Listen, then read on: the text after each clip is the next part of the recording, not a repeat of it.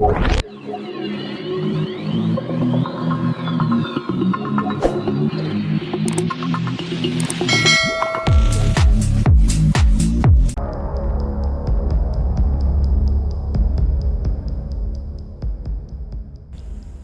Presiden Jokowi resmikan dan jajal sirkuit Mandalika bersamaan usainya operasi SBY, ditulis oleh Widodo SP. Maka dengan mengucap Bismillahirrahmanirrahim, sirkuit Mandalika pagi hari ini saya nyatakan diresmikan. Ini kan sirkuit Mandalika-nya sirkuit baru, dan tadi kan juga baru saja hujan, jadi saya nggak berani ngebut. Meskipun nggak ngebut, tapi saya kira yang lain-lain jauh tertinggal. Ya, saya kira banyak tikungan yang tajam sekali.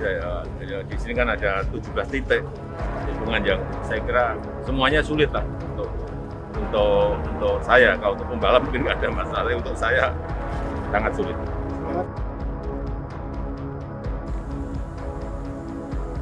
Susilo Bambang Yudhoyono atau SBY, Presiden ke-6 RI yang dikabarkan terkena kanker prostat, diberitakan selesai menjalani operasi di Rumah Sakit Amerika Serikat. Kabar baik itu diketahui salah satunya dari sebuah video berdurasi 2,59 menit yang diterima cnnindonesia.com pada hari Jumat 12 November 2021. Dalam video itu, terlihat SBY didampingi kedua putranya, Agus Harimurti Yudhoyono dan Edi Baskoro Yudhoyono atau Ibas beserta keluarga lainnya. Pada hari ini juga, ada kabar baik lainnya datang dari Nusa Tenggara Barat atau NTB, di mana Presiden ke-7 Republik Indonesia, Joko Widodo, baru saja meresmikan sirkuit Mandalika sekaligus mencoba langsung meluncur di atas aspal berkualitas tinggi dari Inggris dengan sepeda motor custom yang khusus disediakan untuk momen bersejarah ini.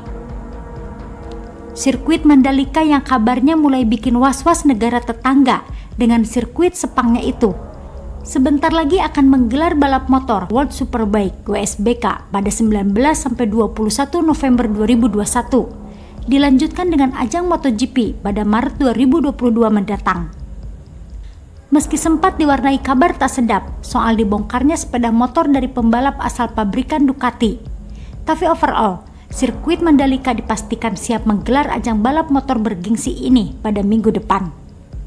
Suatu kabar yang membanggakan, bukan hanya karena kini Indonesia mulai sejajar dengan Malaysia dalam hal ketersediaan sirkuit bertaraf internasional yang sudah terdaftar buat menyelenggarakan balap motor kelas dunia, melainkan juga karena Indonesia punya seorang presiden yang menurut saya asyik banget. Ya, kalau biasanya saat peresmian hanya ditandai dengan kegiatan seremonial seperti potong pita, tekan tombol, atau mungkin sambil pukul gong, Presiden Jokowi ini beda.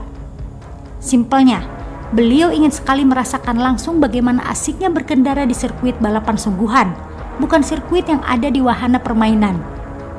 Kita juga ingat bagaimana saat PON di Papua kemarin, Presiden Jokowi asik bermain sepak bola, meski tidak lama sebelum secara resmi membuka pegelaran PON yang cukup megah dan membanggakan itu. Jokowi juga pernah diberitakan mencoba langsung bagaimana rasanya bersepeda motor di jalanan beraspal yang baru saja selesai dibuat ketika berada di Papua beberapa waktu lalu. Jalanan yang dibuat dengan perjuangan berat karena kondisi alam di sana.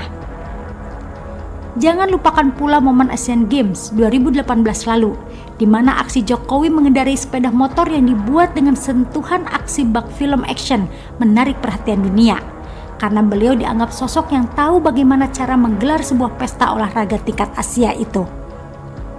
Terus apa kaitannya dengan informasi di awal artikel soal SBY yang diberitakan telah menjalani operasi prostat dengan lancar? Ya sebetulnya nggak ada hubungannya secara langsung sih.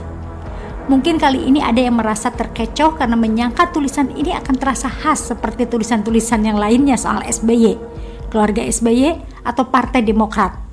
Tenang, kali ini saya mau agak kalem mengingat kondisi beliau yang butuh fokus dan ketenangan dalam masa pemulihan kesehatan pasca operasi prostat itu. Saya hanya ingin sedikit berpesan, sambil berharap agar SBY sementara tidak usah membaca atau menonton berita soal kabar terkini dari Indonesia, setidaknya sampai akhir bulan November 2021. Minimal karena dua alasan. Pertama, hari ini hingga beberapa hari ke depan, pemberitaan tentang Presiden Jokowi akan cukup masif, yang berasal dari media sosial resmi dari RI1 maupun dari berbagai penderitaan di media sosial dari para netizen, portal berita dan YouTube dari pendukung Jokowi, hingga media luar negeri yang menayangkan soal aksi jajal sirkuit Mandalika. Kedua, pemberitaan seputar persiapan WSBK hingga segala sesuatu yang berkaitan dengan keindahan alam daerah sekitar sirkuit Mandalika. Lalu serbuan postingan dari para penonton yang akan hadir langsung menonton ajang WSBK 2021 nanti bisa bikin emosi seorang SBY agak terganggu ketenangannya. Bukan tak mungkin akan ada 1, 2, 3, 4 atau ratusan netizen, bahkan lebih, yang mendadak akan menyenggol akun media sosial SBY dengan tujuan memberitahu apa yang sedang terjadi di tanah air, karena mungkin ingin memberi update informasi kepada SBY. Efeknya bisa positif, yang menaikkan imunitas SBY dan sangat baik dalam proses pemulihan kesehatan beliau. Namun kalau mungkin diterima dengan negatif karena alasan yang hanya diketahui oleh beliau, bisa membuat kondisi pemulihan agak sedikit terganggu. AHY dan Ibas tentu tidak mau hal itu terjadi, bukan? Jadi, mohon tenang-tenang saja di sana ya Pak. Nanti kalau sudah sehat beneran, mungkin Pak SBY bisa telepon lagi dengan Presiden Jokowi agar bisa menonton MotoGP bersama-sama 5 bulan lagi.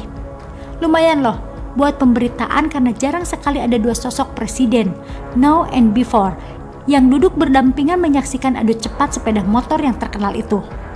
Lekas sembuh ya Pak SBY. Saya ucapkan selamat juga kepada Presiden Jokowi atas peresmian sirkuit Mandalika pada hari ini. Begitulah dari Kura-Kura. Bagaimana menurut Anda? Artikel ini dilansir dari siwet.com.